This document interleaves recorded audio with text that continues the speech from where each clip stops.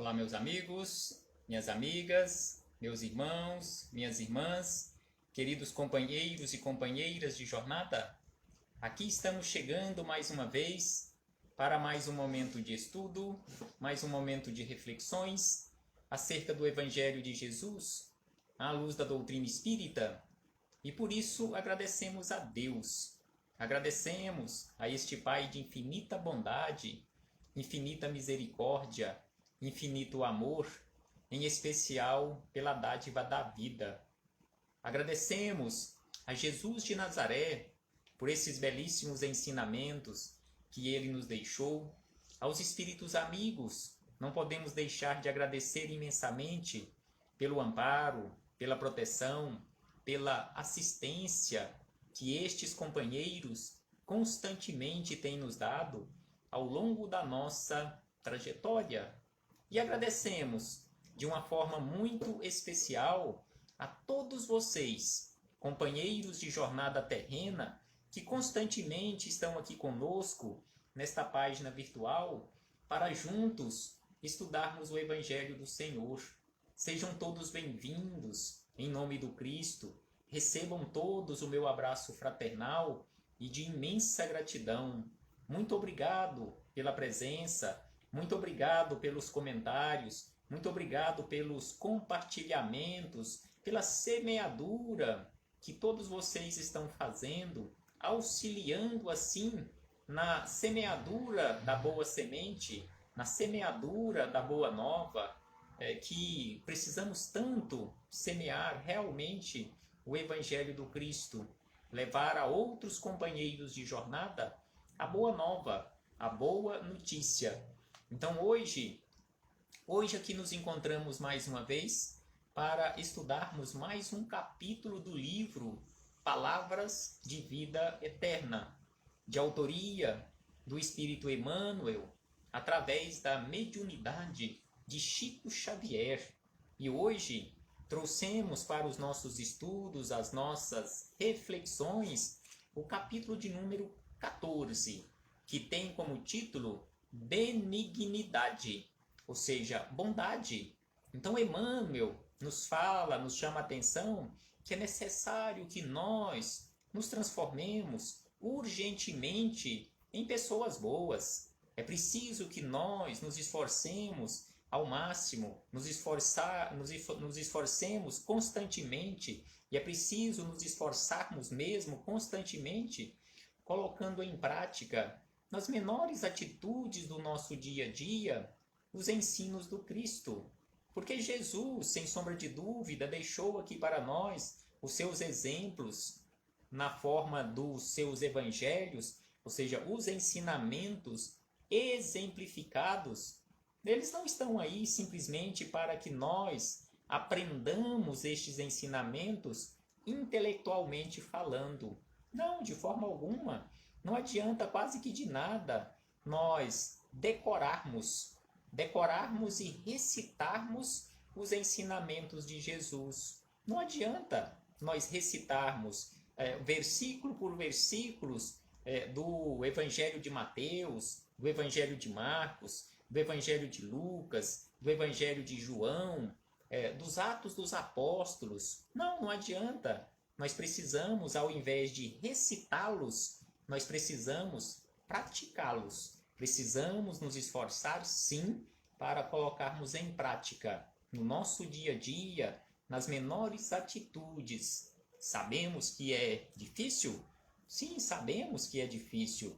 E não estou falando aqui que já os pratico na sua totalidade, mas podemos dizer e afirmar e reafirmar que estou me esforçando constantemente na prática e também fazendo a semeadura, porque aqui, enquanto estamos falando acerca do Evangelho de Jesus, constantemente estamos lembrando e relembrando estes ensinamentos para cada vez mais fixar na retina da nossa mente esses ensinamentos. Não podemos mais, e isso já temos consciência, não podemos mais alegar ignorância. Não temos mais esse advogado a nosso favor que se chama ignorância. nós já sabemos o mínimo necessário dos ensinamentos do Cristo. Então, neste momento, antes de começarmos as reflexões nas palavras de Emmanuel, faremos aquela leitura costumeira para início de reflexões do livro Pai, Perdoa-lhes, de autoria de Carlos Bacelli e o espírito irmão José, mais uma mensagem belíssima sobre perdão. É o capítulo de número 12 deste livro Pai, Perdoa-lhes, que tem como título Quem não perdoa. Então aqui, irmão José, através de Carlos Bacelli, nos traz esses ensinamentos sobre o comportamento de quem não perdoa. Então o irmão José nos diz: quem não perdoa coloca-se na posição de quem sequer admite a possibilidade de errar. Então prestemos atenção e reflitamos acerca destas palavras, porque irmão José está correto quando ele fala desta forma, porque aquele que não perdoa, ou que diz que jamais perdoaria, ou que jamais perdoará, além de ele estar decretando a sua própria condenação, conforme nos diz o apóstolo Paulo, lá no Evangelho segundo o Espiritismo, no capítulo 15º, uma mensagem de Paulo, o apóstolo, quando ele fala sobre isto. Então aqui irmão José vem e nos fala que aquele que não perdoa, ele nem admite, ele nem se coloca na posição daquele que erra. Porque aquele que não perdoa, ele não tem necessidade de ser perdoado. Pelo menos na mente dele, ele não tem necessidade de ser perdoado. E aquele que acha que não tem necessidade de ser perdoado, é porque ele não está mais vivendo aqui entre nós na condição de seres humanos, ou seja, ele não estaria sujeito a erros, ou pelo menos ele pensa assim. Então é por isso que irmão José nos diz que quem não perdoa coloca-se na posição de quem sequer admite a possibilidade de errar. E aí ele acrescenta: quem não perdoa não se nivela aos outros pelas fragilidades humanas que revelam.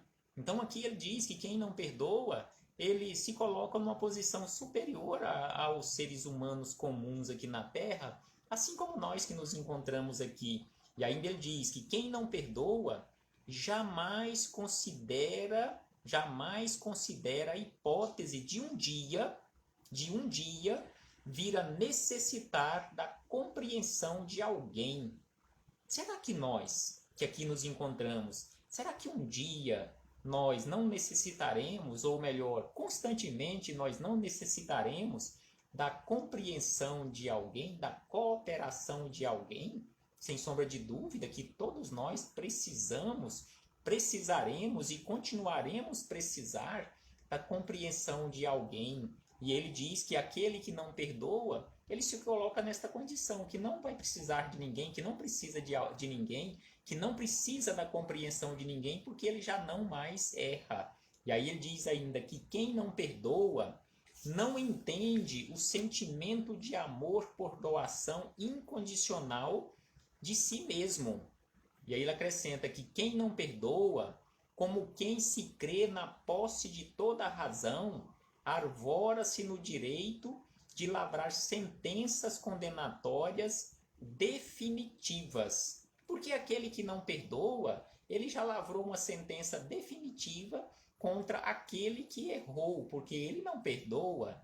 Então aquele que errou contra ele está condenado definitivamente, porque ele não volta atrás. E sem sombra de dúvida, conforme ele disse em parágrafos anteriores, que aquele que se coloca nesta condição de não perdoar, ele não admite a possibilidade de ele errar. E sem sombra de dúvida, que todos nós que aqui nos encontramos na Terra, no orbe terrestre, ligados a um instrumento que nós conhecemos com o nome de corpo físico, mesmo aqueles espíritos luminares que passaram aqui pela Terra, com raríssimas exceções, estão sujeitos ou estiveram sujeitos a errar, a equivocar-se. E por último, o irmão José diz: quem não perdoa, enfim, proclama, sem palavras, que Deus se equivocou, porque o seu lugar de viver seria entre os anjos, no céu, e não entre os homens na terra. Então aqui, irmão José, de uma forma belíssima, nos afirma desta forma, que aquele que não perdoa, ele está dizendo que Deus se equivocou, porque o lugar dele não seria aqui na terra, entre os homens que se equivocam, mas que o lugar dele seria entre os anjos, porque os anjos já não estão sujeitos a erros. Então o lugar dele seria entre esses espíritos que alcançou a condição de angelitude, ou seja, não aqui entre nós. Então precisamos, sem sombra de dúvida, conforme Jesus nos fala, perdoar incondicionalmente e incessantemente, 70 vezes 7 vezes, conforme Jesus nos disse, ou seja, indefinidamente, ilimitadamente. Então aqui fechamos este parêntese com irmão José no livro Pai, perdoa-lhes, e chegamos nas palavras de Emmanuel no capítulo 14, Benignidade, que é o título do capítulo do livro Palavras de Vida Eterna. E mais uma vez abraçamos fraternalmente a todos os irmãos que chegaram após a abertura dos nossos estudos. Recebam todos o meu abraço fraternal e de imensa gratidão pela companhia de todos vocês aqui nesta página virtual. Então, neste capítulo 14, Emmanuel estuda palavras de Paulo em sua epístola aos Efésios, no capítulo 4, versículo 32, quando Paulo, se dirigindo aos Efésios, disse o seguinte: sede uns para com os outros benignos, compassivos, perdoando-vos uns aos outros, como também Deus em Cristo vos perdoou. Acabamos de refletir aqui, com base em uma mensagem de irmão José, sobre perdão, a necessidade de perdoarmos. E aqui vem Paulo e nos diz, para que sejamos benignos, para que sejamos compassivos uns para com os outros, perdoando os irmãos de jornada constantemente. E Emmanuel nos diz o seguinte, sobre estas palavras do apóstolo Paulo: meditemos na tolerância divina. Então aqui Emmanuel já começa nos chamando a atenção que é necessário que meditemos acerca da tolerância divina para que não venhamos a cair nos precipícios da violência.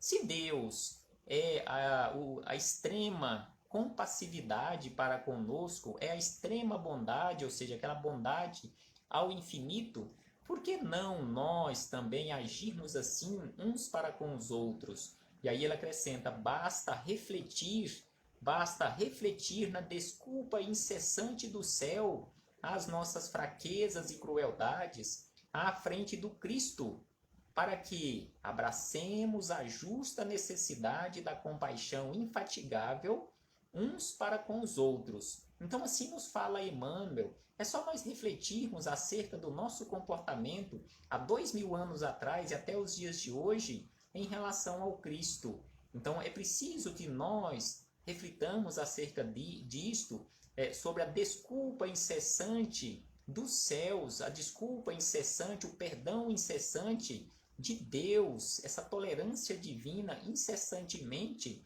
em relação aos nossos comportamentos equivocados ao longo dos milênios. E ainda diz Emmanuel, desce Jesus da espiritualidade solar, dissipando-nos a sombra, negamos-lhes guarida, ou seja, aqui ele se refere ao nascimento de Jesus, que estamos prestes a chegar naquela noite em que nós lembramos, mesmo não sendo aquela noite que realmente Jesus veio à Terra, mas aquela noite que ficou definida como a noite em que Jesus corporificou-se aqui na Terra, ou materializou-se aqui na Terra.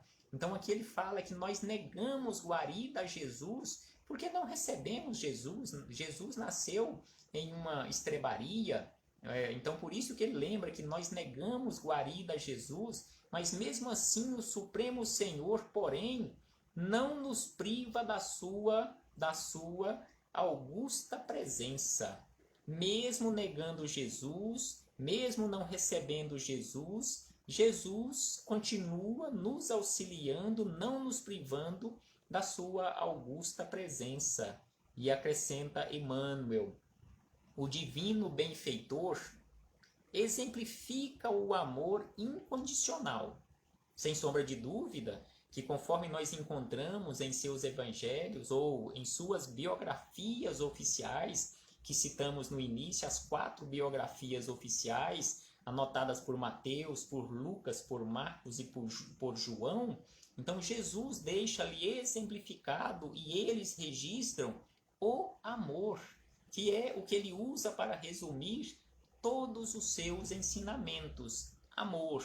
E aí acrescenta Emmanuel, após o amor incondicional, sanando-nos as mazelas do corpo e da alma, a ensinar-nos a bondade e a renúncia como normas de justa felicidade. Então aqui ele fala que Jesus exemplifica o amor, Jesus exemplifica a bondade e a renúncia como normas de justa felicidade. Contudo, recompensamo-lo com a saliva do escárnio e com a cruz da morte. Então aqui Emmanuel nos lembra o nascimento de Jesus, quando nós não demos guarida ao Cristo, e também ele lembra o momento da crucificação, quando nós recompensamos Jesus com a saliva do escárnio e também com a cruz da morte. E ele acrescenta: a infinita sabedoria, no entanto, não nos recusa a herança do seu evangelho renovador. Em nome do Mestre Sublime, protótipo do amor e da paz. Então prestemos atenção aqui nestas palavras de Emmanuel, que ele coloca Jesus, assim como nós sabemos, o Mestre Sublime, como sendo aquele protótipo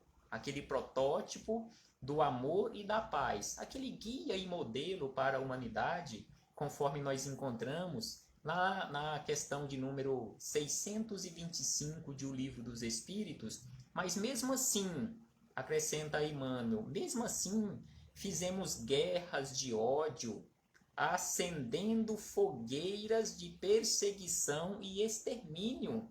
Mesmo Jesus, vindo à Terra, exemplificando o amor, exemplificando a bondade, exemplificando a renúncia, mesmo Jesus sendo este protótipo do amor e da paz, nós fizemos guerras de ódio, acendemos fogueiras de perseguição e extermínio. Todavia, ou seja, mesmo assim, com esse comportamento equivocado nosso, o Altíssimo Pai não nos caça a oportunidade de prosseguir caminhando no tempo e no espaço, em busca da evolução.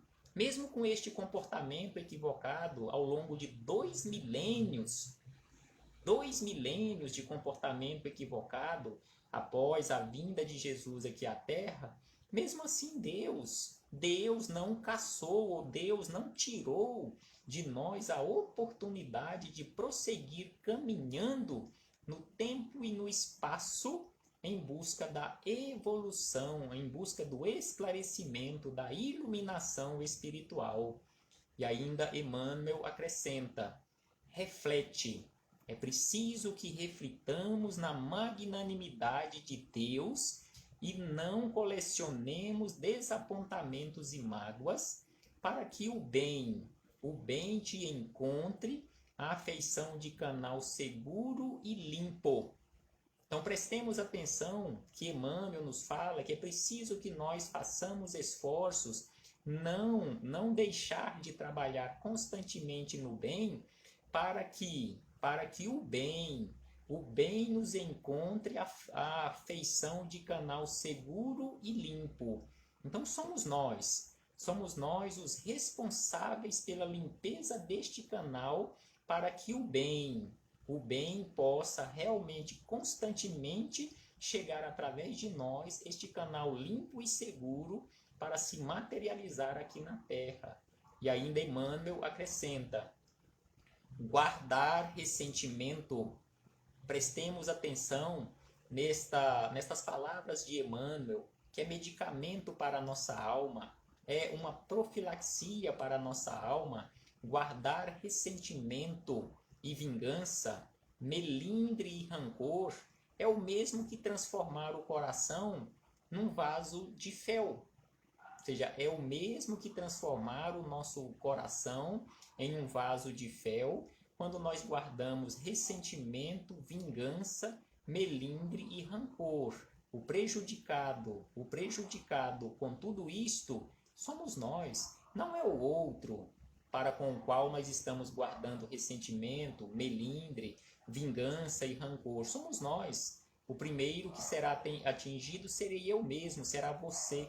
E aí, por último, Emmanuel diz aqui para encerrar: segundo a advertência do apóstolo Paulo, usemos constantemente benignidade, ou seja, usemos constantemente a bondade uns para com os outros, porque somente assim, em usando a bondade uns para com os outros, viveremos no clima de Jesus, que nos trouxe a vida, a ilimitada compaixão e o auxílio incessante da providência celestial. Então aqui ele encerra lembrando que Jesus nos trouxe a vida, a ilimitada compaixão e o auxílio incessante da providência celestial. Que possamos refletir sobre isso, meus irmãos, refletir profundamente acerca desses ensinamentos, em agirmos constantemente com compaixão, com bondade, com renúncia, com amor, com fraternidade e assim sucessivamente, porque assim agiu Jesus, assim exemplificou Jesus, e assim nós precisamos agir para que realmente nós possamos brilhar a nossa luz, nós possamos alcançar a nossa evolução, a nossa iluminação espiritual. Paz aos nossos corações e muito obrigado.